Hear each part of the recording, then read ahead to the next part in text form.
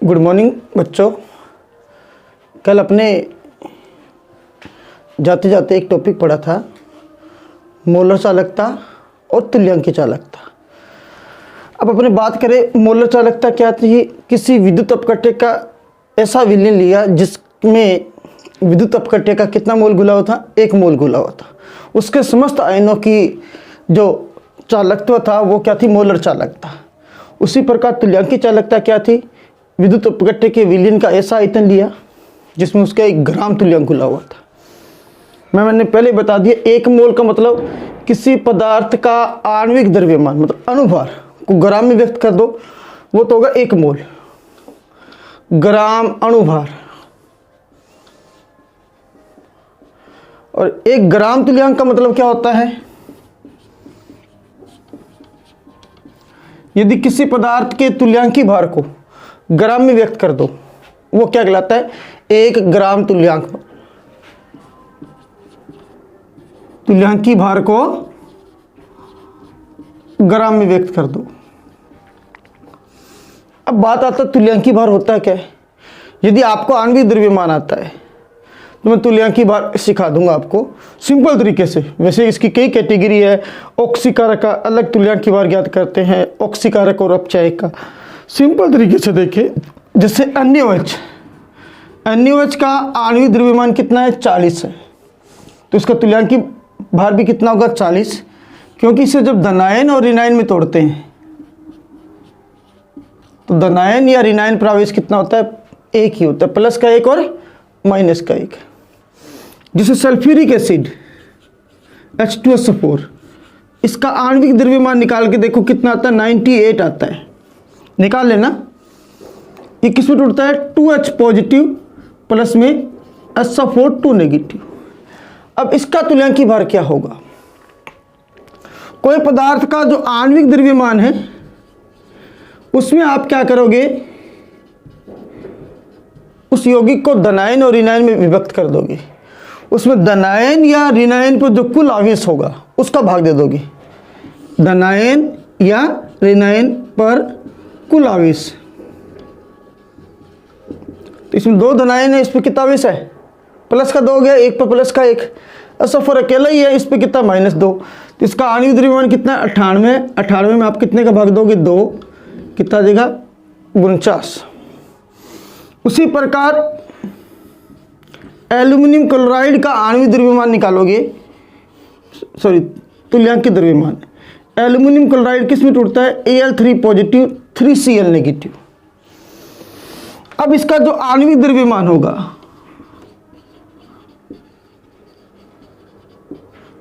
उसमें धनायन या ऋणायन पर कुल आवेश, यहाँ पे कुल आवेश कितना है, धनायन पर 3 है, 3 ऋणायन है, उस पर भी कितना होगा, 3।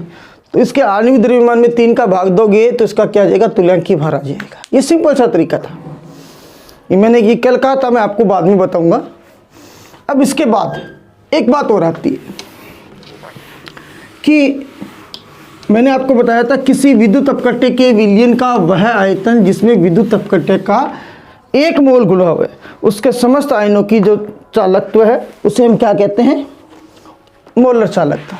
मोलर चालकता किसके बराबर आई थी, लैम्डा m बराबर कप्पा इंटू 1000/c, और यही तुल्यांकी चालकता का सूत्र है, लैम्डा EQ का मतलब इक्विवेलेंट, तुल्यांकी भार को बोलते हैं equivalent weight, kappa into 1000/c,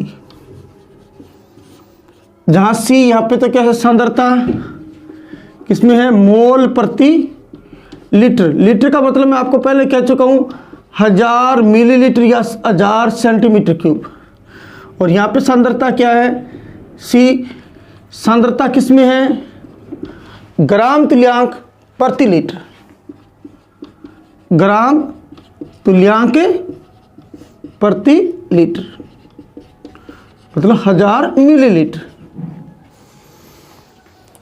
मात्रक निकाल लिया था, ohm inverse centimetre square mole inverse.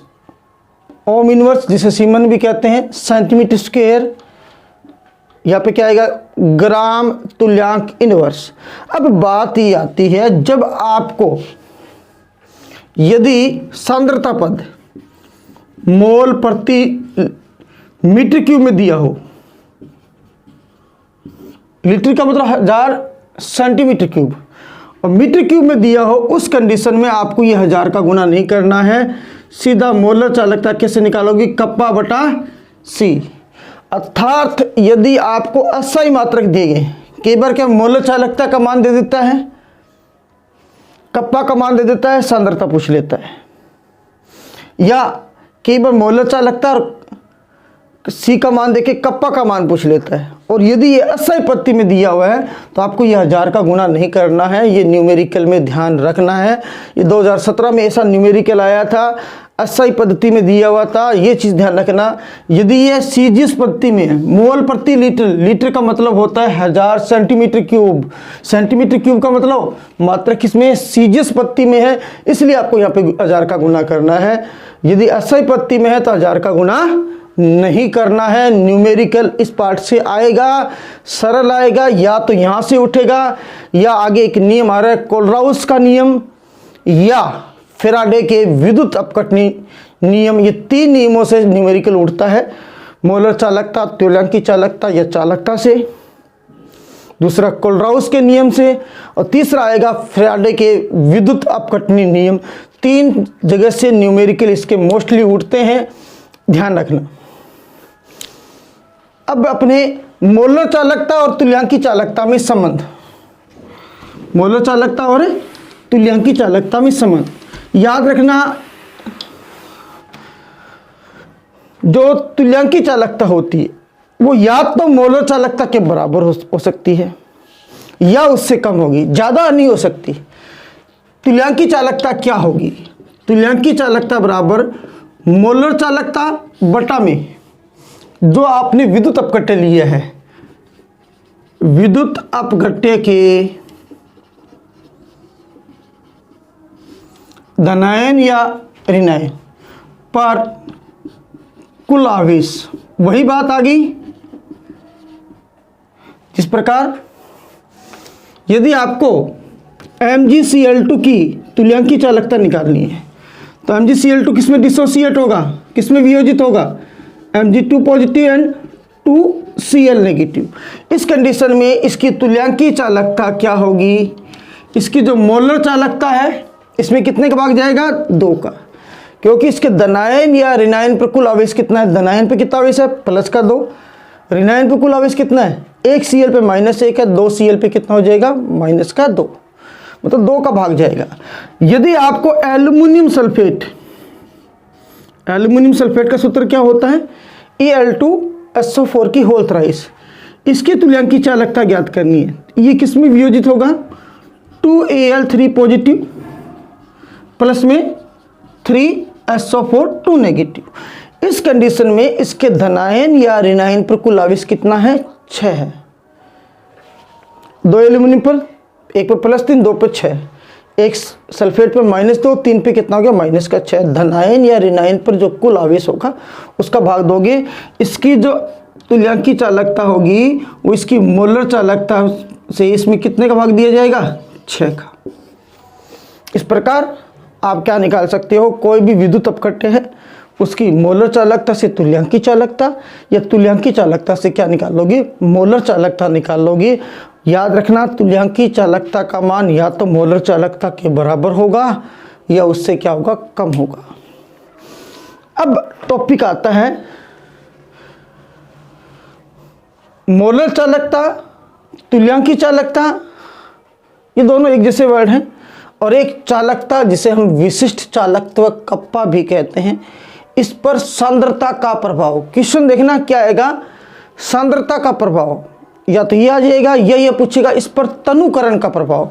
किसी विद्युत अपघट्य के विलयन में आप पानी मिलाओगे, मतलब विलायक मिलाओगे, तो सांद्रता क्या होगी, घटेगी। कि सांद्रता क्या होती है, 1 लीटर विलयन में उपस्थित विलय के मोल या ग्राम तुल्यांकी संख्या। तो तनुकरण का प्रभाव पूछेगा या सांद्रता का प्रभाव। जब तनुकरण करेंगे, पानी मिलाएंगे, विलायक मिलाएंगे, तो सांद्रता क्या होगी, घटेगी। अब मेन बात है किसी विद्युत अपकट्टे की चालकता और मोलर चालकता पर तनुता या सांद्रता का प्रभाव। विद्युत अपकट्टे की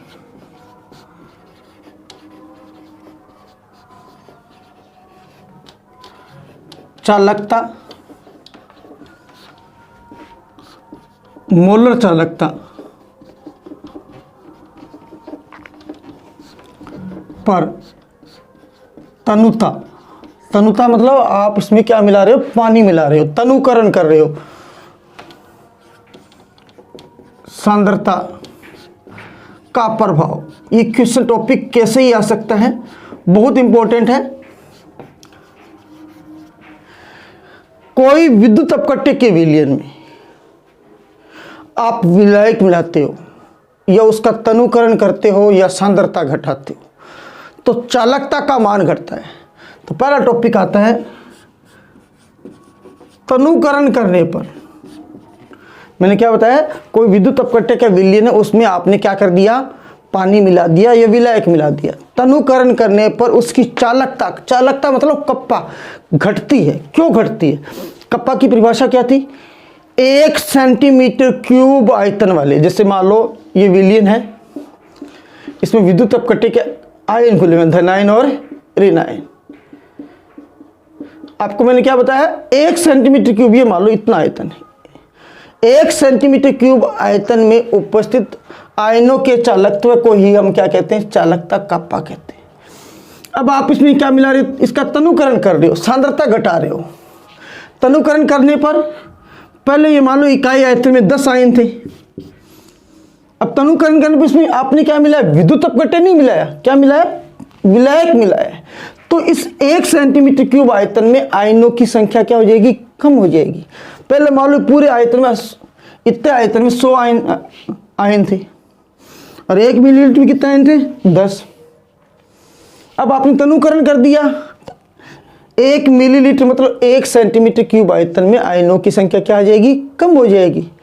अब मेन बात ये आती है कि आपको परिभाषा में उत्तर लिखना पड़ेगा, तनुकरण करने पर विद्युत अपकट्टे की चालकता या कप्पा का मान घटता है क्योंकि इकाई आयतन या 1 सेंटीमीटर क्यूब आयतन में आयनों की संख्या क्या होती है, कम हो जाती है। और आपको पता है विद्युत अपकट्टे चालक है, इनकी चालकता किसके कारण होती है, आयनों के कारण।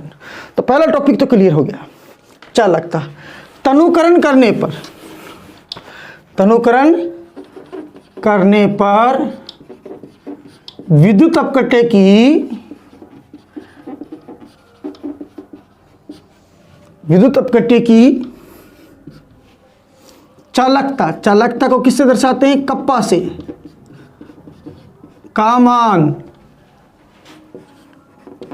क्या होता है, घटता है। क्योंकि, कारण लिख दो साथ में, क्योंकि इकाई आयतन मतलब 1 सेंटीमीटर क्यूब आयतन में विद्युत अपकट्टे के आयनों की संख्या घट जाती है, क्योंकि इकाई आयतन में विद्युत अपकट्टे, इकाई आयतन का मतलब यहां पे क्या ले लें, 1 सेंटीमीटर क्यूब मतलब 1 मिलीलीटर में आयनों की संख्या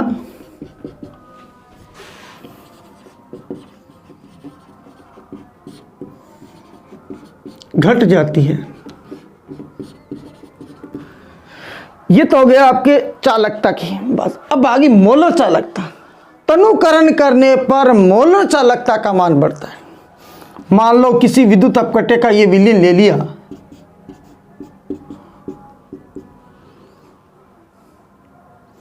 जिसमें विद्युत अपकट्टे का कितना मोल घुला हुआ है, 1 मोल। और मैंने परिभाषा क्या बताई थी, किसी विद्युत अपकट्टे के विलयन का वह आयतन जिसमें विद्युत अपकट्टे का कितना मोल घुला हो, 1 मोल घुला हो, उसके समस्त आयनों के चालकत्व को हम क्या कहते हैं, मोलर चालकता कहते हैं। इसमें इस विलयन में जितने भी आयन हैं उसके समस्त आयनों के चालकत्व को क्या कहेंगे, मोलर चालकता, क्योंकि इस आयतन में कितना मोल घुला हुआ है, 1 मोल। अब आपने तनुकरण कर दिया, मान लो 1 लीटर से आयतन कितना कर दिया, 2 लीटर। इससे अब इसमें समस्त ये पूरा विलियन है, उसमें भी कितना मोल घुला हुआ है 2 लीटर में। पहले 1 लीटर में 1 मोल था, अब 2 लीटर में 1 मोल हो गया। परंतु ये सारे के सारे आयन कितने लीटर में हो गए? 2 लीटर में। आपको पता मोलर चालकता क्या होती है? कप्पा गुना वी, वी का मान बढ़ गया। तो मेन बात है यहाँ पे इस पूरे 2 लीटर आयतन में भी क्या होगा? विद्युत अपकट्टे का 1 मोल घुला रहेगा। तो भी मोल यहाँ पे चालकता ये नहीं लेनी कि 1 सेंटीमीटर क्यूब आयतन के चालकता को हम क्या कहते हैं? चालकता। मोलर चालकता क्या है? किसी विद्युत अपकट्टे के विलयन का वह समस्त आयतन जिसमें विद्युत अपकट्टे का क्या घुला हो? 1 मोल घुला हो, उससे हम क्या कहते हैं? उसके समस्त आयनों के चालकत्व को क्या कहते हैं? चालकता कहते हैं। तो तनुकरण करने पर मोलर चालकता क्या होगी? बढ़ेगी, क्योंकि तनुकरण में अपने क्या देखेंगे? याद रखना, मोलर चालकता में ऐसा आयतन लेना है जिसमें उसका कितना मोल घुला हो? 1 मोल। तो ये तो कन्फर्म हो गया कि तनुकरण करने पर मोलर चालकता का मान बढ़ता है। अब क्यों बढ़ता है, किस प्रकार बढ़ता है, वह डिपेंड करता है विद्युत अपकट्टे की प्रकृति पर। अब ये आ गया तनुकरण करने पर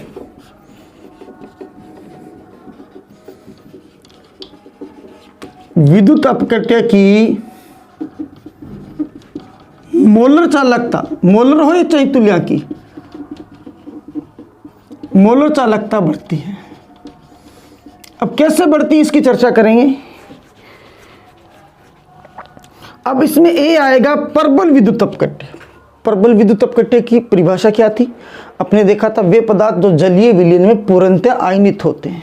मान लो ये प्रबल विद्युत अपकट्टे, किसी भी सांद्रता पर ले लो, विद्युत अपकट्टे होगा, जैसे NaCl है, पूर्णतः आयनित रहेगा। ये धनायन और ऋणायन में टूट जाएगा। अब इसमें इसके धनायन ऋणायन है पूरे विलयन में, धनायन और ऋणायन। इसके कारण ये समस्त आयन, मान लो ये ऐसा आयतन है जिसमें विद्युत अपकट्टे का क्या खुला हुआ है? 1 मोल। और ये प्रबल विद्युत अपकट्टे हैं तो जलीय विलयन में क्या होगा? पूर्णतः आयनित रहेगा। मतलब 1 मोल ये जितने आयन बनने थे वो बन गए। अब तनुकरण करने पर इसकी मोलर चालकता कैसे बढ़ेगी? तनुकरण करने से पहले ये देखो, ये कम सांद्रता थी। जब आपने तनुकरण नहीं किया तो ये आयन पास पास में थे, तो आयनों के मध्य क्या लग रहा था? अंतर आयनिक आकर्षण बल लग रहा था। अब जैसे इसमें विद्युत धारा प्रवाहित करते हैं तो ये धनायन किसकी ओर जाएगा? ऋणावेशित इलेक्ट्रोड की ओर जाएगा। परंतु विलयन में उपस्थित अन्य ऋणायन है, ये धनायन को गति नहीं करने देंगे, क्योंकि ये अपने स्थिर विद्युत आकर्षण बल से ये धनायन को कौन रोकेंगे? ऋणायन। उसी प्रकार विद्युत धारा प्रवाहित करने पर इस विलयन में जो ऋणायन होंगे वो किसकी ओर गमन करेंगे? धनावेशित इलेक्ट्रोड की ओर। परंतु विलयन में उपस्थित अन्य धनायन ये कहीं कहाँ जा रहा है भैया? क्योंकि यहाँ पे आयनों के मध्य क्या लग रहा है? स्थिर विद्युत आकर्षण बल लग रहा है। जैसे ही आप क्या करोगे? तनुकरण करोगे। तनुकरण करने पर ये आयन क्या हो जाएंगे? अब दूर दूर हो जाएंगे। दूर दूर होने पर इनके मध्य अंतर आयनिक आकर्षण बल क्या होगा? घट जाएगा, जिसके कारण इनकी चालकता बढ़ जाती है। तो मेन बात है, तनुकरण करने पर ये तो कन्फर्म में मोलर चालकता बढ़ती है। प्रबल विद्युत अपकट्टे की बात करें तो प्रबल विद्युत अपकट्टे है वो जलीय विलयन में पूर्णतः वियोजित होता है। फिर मोलर चालकता क्यों बढ़ती है? तनुकरण करने पर विद्युत अपकट्टे के विलयन में आयनों के मध्य लगने वाला स्थिर विद्युत आकर्षण बल क्या होगा? घट जाएगा। क्योंकि जैसे ही तनुकरण करेंगे तो आयनों के बीच की दूरी क्या होगी? बढ़ जाएगी। अब आती है दुर्बल विद्युत अपकट्टे, जैसे एसिटिक अम्ल। इनका तनुकरण करने पर इनकी मोलर चालकता बढ़ती है। इनकी मोलर चालकता बढ़ती है। क्यों बढ़ती है? दुर्बल विद्युत अपकट्टे क्या होते हैं? जो जलीय विलयन में पूर्णतया वियोजित नहीं होते, परंतु जैसे जैसे तनुकरण करेंगे इसके वियोजन की मात्रा क्या होगी? बढ़ती जाएगी। मान लो स्टार्टिंग में आपने इसका 1 मोल लिया किसी विलयन में, उसमें से मान लो इसके 0.2 मोल वियोजित थे। कितने मोल वियोजित हुए? 0.2 मोल। तनुकरण किया तो वही 0.2 से 0.2 मोल वियोजित होंगे तो इसके कितने आयन बनेंगे? 0.2 मोल तो एसीटेट आयन, 0.2 मोल क्या होंगे? H आयन बनेंगे। अब मान लो आपने तनुकरण कर दिया और इसका वियोजन की मात्रा बढ़ गई, मान लो एक में से इसके 0.6 मोल वियोजित हो गए, तो एसीटेटाइन भी कितने बनेगी 0.6 मोल, और एचाइन भी कितने बनेगी 0.6 मोल। मेन बात है दुर्बल विद्युत अपकटीय के विलयन का तनुकरण करोगे, मतलब सांद्रता घटाओगे, तो इनके वियोजन की मात्रा, क्या वियोजन की मात्रा बढ़ने पर इनकी मोलर चालकता का मान बढ़ता है। अब अपने इनकी स्टडी करेंगे, तो पहले क्या लिखेंगे, प्रबल विद्युत अपकट्य जो जलीय विलयन में क्या होता है, पूर्णतया वियोजित होता है, का क्या करेंगे, तनुकरण करने पर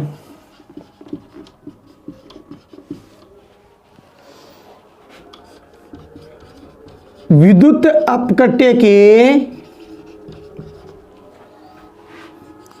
आयनों के मध्य क्या होगा, क्या घटेगा, स्थिर विद्युत आकर्षण बल घटने के कारण मोलर चालकता बढ़ती है। स्थिर विद्युत आकर्षण बल,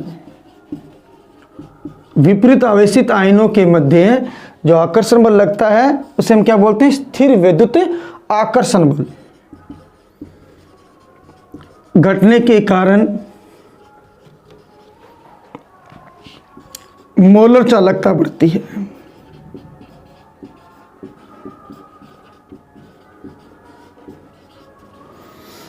बी, तनुकरण करने पर दुर्बल विद्युत अपकट्य की बात करें तो तनुकरण करने पर दुर्बल विद्युत अपकट्य के वियोजन की मात्रा, दुर्बल विद्युत अपकट्य क्या होते हैं, वे पदार्थ होते हैं जो जलीय विलयन में पूर्णतया वियोजित नहीं होते। जैसे जैसे तनुकरण करेंगे वियोजन की मात्रा क्या होगी, बढ़ती जाएगी। वियोजनों की मात्रा बढ़ेगी तो वियोजित आयन बढ़ेंगे, और आपको पता है जलीय विलयन में विद्युत धारा का चालन कौन करते हैं, आयन। आयन बढ़ेंगे तो चालकता बढ़ेगी। तो मेन बात है तनुकरण करने पर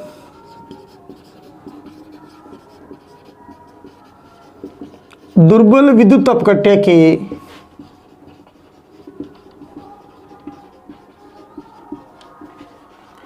वियोजन की मात्रा बढ़ने पर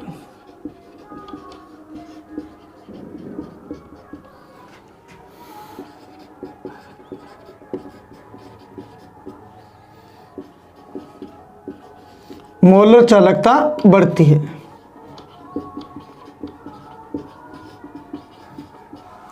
अब बात ये आती है कि प्रबल और दुर्बल विद्युत अपकट्य में से किसकी मोलर चालकता ज्यादा होगी। आपके सामने भी आपको पता है विद्युत अपकटनी चालक हैं, उनमें विद्युत धारा का प्रवाह किनके कारण होता है, आयनों के कारण। और प्रबल विद्युत अपकट्य क्या होते हैं, जलीय विलयन में पूर्णतया वियोजित होते हैं, और दुर्बल विद्युत अपकट्य जलीय विलयन में पूर्णतया वियोजित नहीं होते हैं।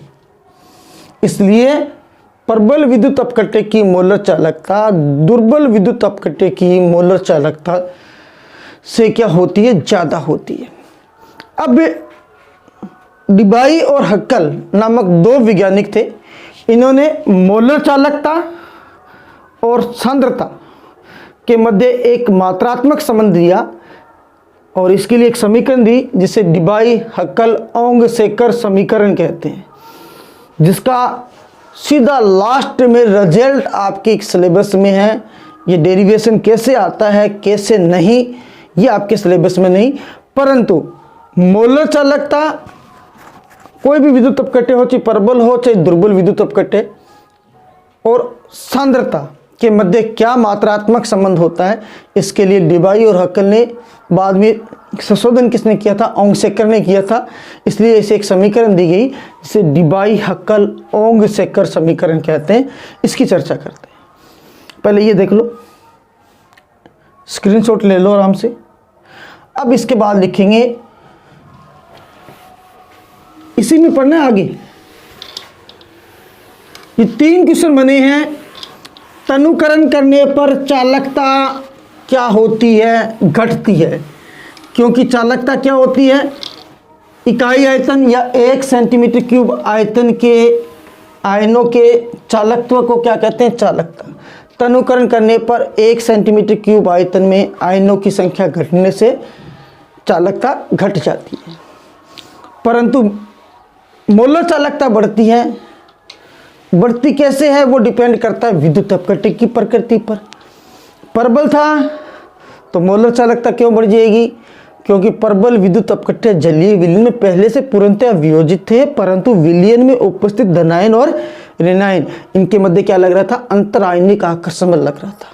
आपने जैसे ही विद्युत धारा प्रवाहित की, धनायन कह रहा है मैं तो भैया ऋणावेशित इलेक्ट्रोड की ओर जाऊंगा, परंतु विलयन में उपस्थित अन्य ऋणायन कह रहे हैं कहाँ जा रहा है भैया? जाने नहीं देंगे।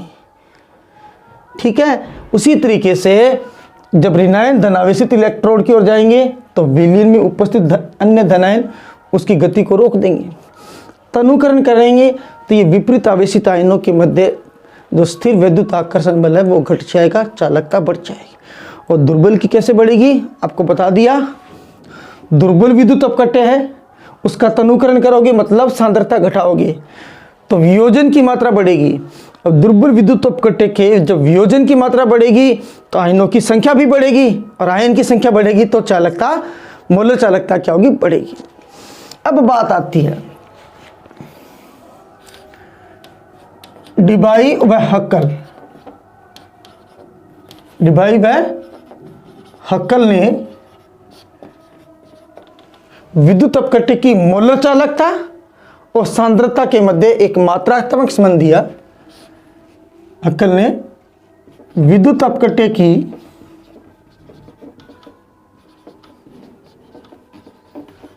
मोलर चालकता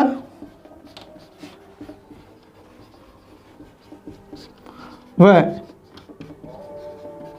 सांद्रता के मध्य एक मात्रात्मक संबंध दिया। मैंने आपको पहले बता दिया ये मात्रात्मक संबंध था, ये इसका डेरिवेशन आपके सिलेबस का पार्ट नहीं है, बीएससी सेकेंड ईयर में आता है आपको, तो इसका डायरेक्ट सिंपल सा है वो याद रखना, जिसे डिबाई हक्कल ओंग-सेकर समीकरण कहते हैं। अब ये समीकरण सिंपल सी है, किसी भी सांद्रता पर विद्युत अपकटे की जो मोलर चालकता है वो उसकी अनंत तनुता पर, अनंत तनुता मतलब किसी विद्युत अपकटे के विलयन में इतना पानी मिला दिया या इतना विलायक मिला दिया कि इकाई आयतन में उनके आयनों की संख्या क्या हो जाए? नगण्य हो जाए। अनंत तनुता का मतलब है कोई विद्युत अपकटे के विलयन में बहुत कम आयन उपस्थित है। अनंत तनुता पर मोलर चालकता -b√c, जहां b क्या है? ये समीकरण नंबर 1 है जिसे हम क्या बोलते हैं? डिबाई हक्कल ओंग-सेकर समीकरण कहते हैं। b एक नियतांक है जो क्या करता है? विद्युत अपकटे के धनायन और ऋणायन पर आवेश और उसकी प्रकृति पर निर्भर करता है। जो विद्युत अपकटे के आयन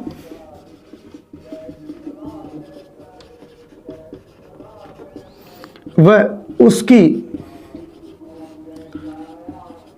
प्रकृति पर निर्भर करता है।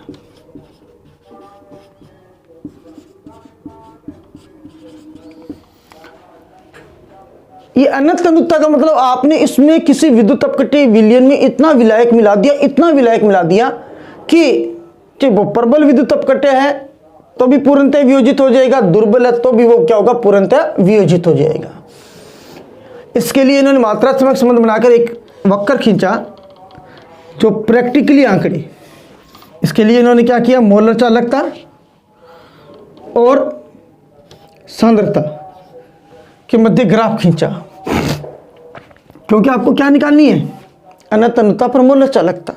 थोड़ी देर पहले बोला था कि प्रबल विद्युत अपकटे की मोलर चालकता दुर्बल विद्युत अपकटे से क्या होती है? ज्यादा होती है। क्यों? प्रबल विद्युत अपकटे किसी भी स्थिति में देख लो, जलीय विलयन में क्या है? पूर्णतः आयनित है, जबकि दुर्बल विद्युत अपकटे तनुकरण करने पर उसके वियोजन की मात्रा धीरे धीरे बढ़ेगी। वियोजन की मात्रा बढ़ेगी तो क्या बढ़ेंगे? आयन बढ़ेंगे भैया, और आयन बढ़ेंगे तो आयनों के कारण चालकता भी बढ़ेगी। तो डिबाई और हक्कल ने किसी भी सांद्रता पर मोलर चालकता और सांद्रता का अंडर रूट के मध्य एक ग्राफ खींचा। तो आपको पता है जब तनुकरण करोगे, पानी मिलाओगे, सांद्रता क्या होगी, घटेगी। तो अंडर रूट सी भी क्या होगा, घटेगा। तो प्रबल विद्युत अपकट्टे के लिए इन्होंने देखा, क्योंकि मोलर चालकता ये निश्चित बढ़ती है परंतु इतनी तेजी से नहीं बढ़ती। मोलर चालकता किसके कारण बढ़ती है, प्रबल विद्युत अपकट्टे हैं वो तो जलीय विलीन पहले से वियोजित है, परंतु यहाँ पे क्या लग रहा है, विपरीत आवेशित आयनों के मध्य क्या लग रहा है, स्थिर विद्युत आकर्षण बल लग रहा है। और जैसे जैसे तनुकरण करोगे ये आकर्षण बल कम होता जाएगा और चालकता बढ़ेगी। तो इसका ग्राफ क्या होता है, रेखीय होता है। जैसे जैसे तनुकरण करोगे इसकी मोलर चालकता देखो थोड़ी थोड़ी बढ़ रही है। अब अनंत तनुता के समय सांद्रता धीरे धीरे कम कर दिया, सांद्रता शून्य तो हो ही नहीं सकती। अनंत तनुता का मतलब सांद्रता शून्य की ओर अग्रसर है, मतलब शून्य होने वाली है। ये प्रबल विद्युत अपकट्टे जैसे KCl, NaCl इनके लिए। तो प्रबल विद्युत अपकट्टे के लिए मोलर चालकता और अंडर रूट सांद्रता के मध्य ग्राफ है वो क्या होता है, लगभग रेखीय होता है। इससे बाद में क्या करते हैं, शून्य सांद्रता की ओर बढ़ा देते हैं, इस ग्राफ को आगे की ओर बढ़ा देते हैं। जहां पर ये ग्राफ मिलेगा वो क्या होगी, उसकी अनंत तनुता पर मोलर चालकता होगी। ये क्या है, KCl की अनंत तनुता पर मोलर चालकता है। मतलब प्रबल विद्युत अपकट्टे की अनंत तनुता पर मोलर चालकता है, वो मोलर चालकता और अंडर रूट सी के मध्य जो ग्राफ है उस ग्राफ को आगे की ओर या शून्य सांद्रता की ओर बढ़ाकर अनंत तनुता पर मोलर चालकता ज्ञात की जा सकती है।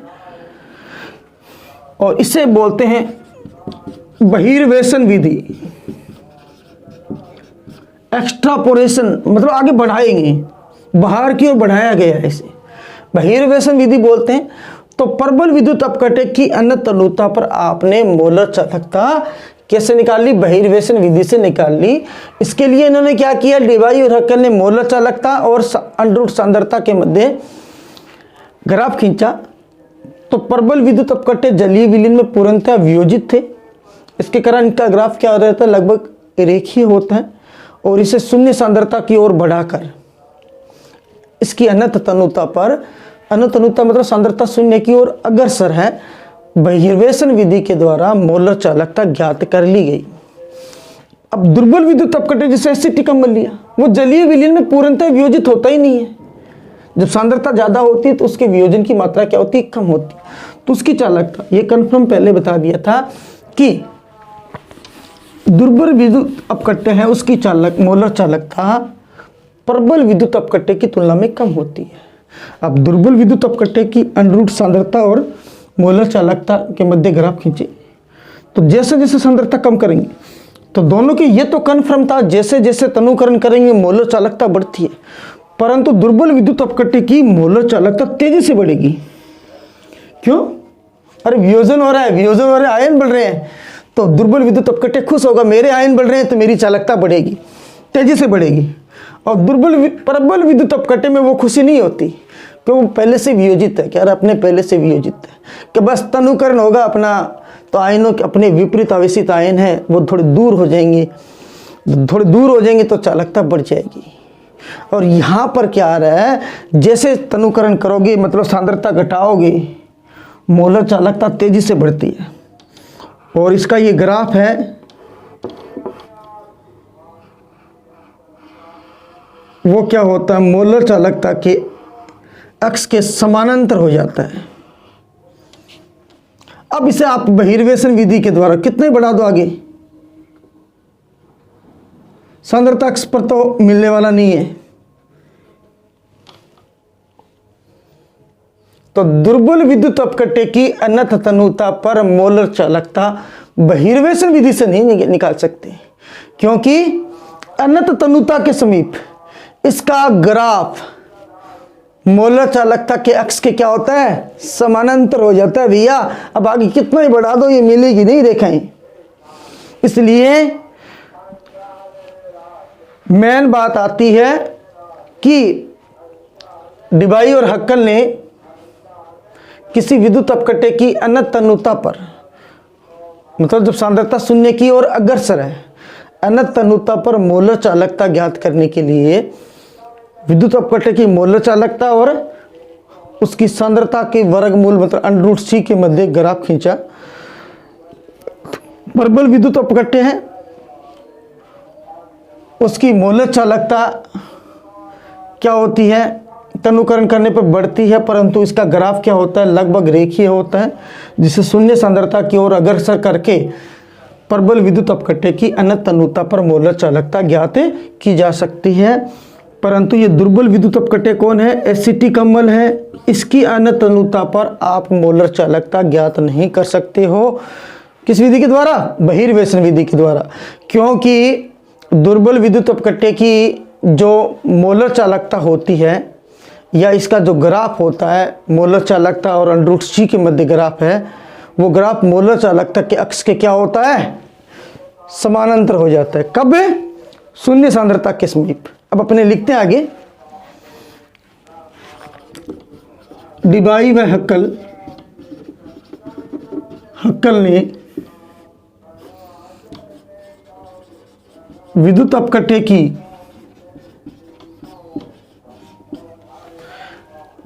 अनंत तनुता पर, अनंत तनुता मतलब शून्य सांद्रता के समीप मोलर चालकता ज्ञात करने के लिए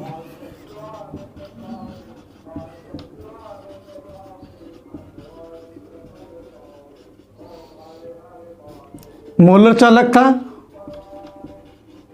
ये किसी दी गई सांद्रता पर मोलर चालकता, जैसे ये इस पदार्थ की सांद्रता है तो इस पर इसकी सांद्रता कितनी होगी, ये रही।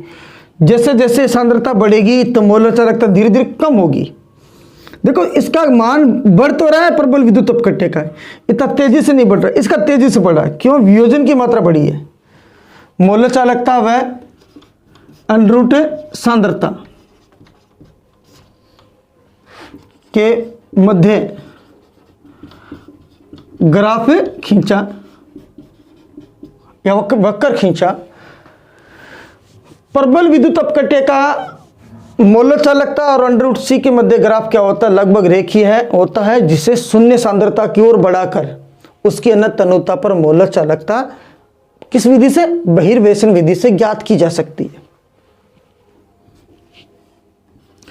प्रबल विद्युत अपकटे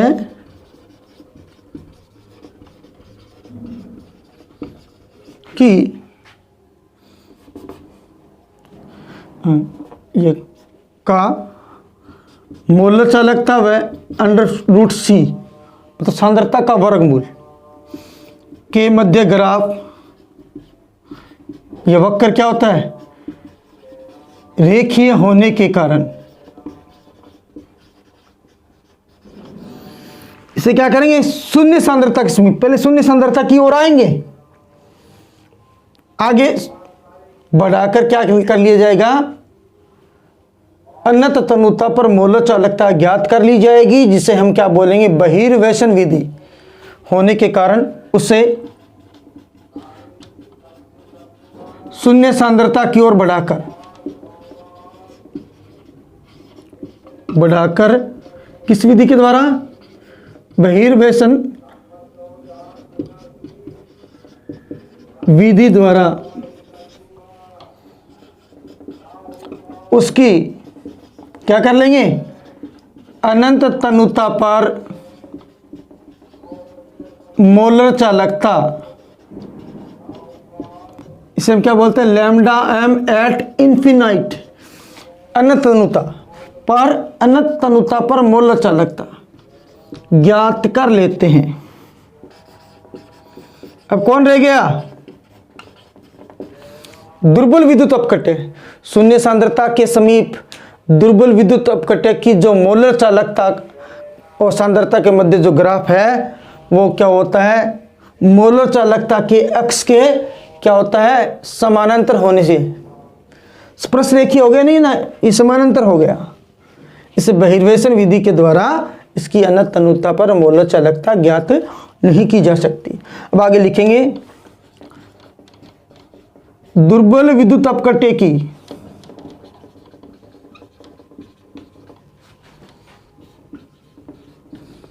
अनंत तनुता पर मोलर चालकता किस विधि से? बहिर्वेशन विधि से।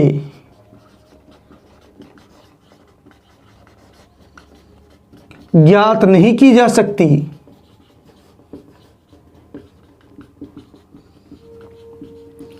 क्योंकि अनंत तनुता के समीप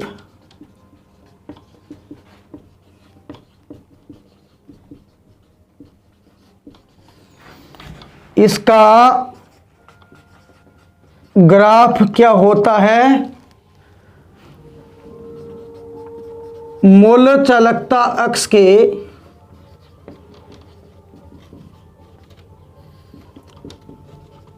समानांतर या स्पर्श रेखीय, तो स्पर्श रेखीय बोल दो या समानांतर बोल दो, समानांतर हो जाता है।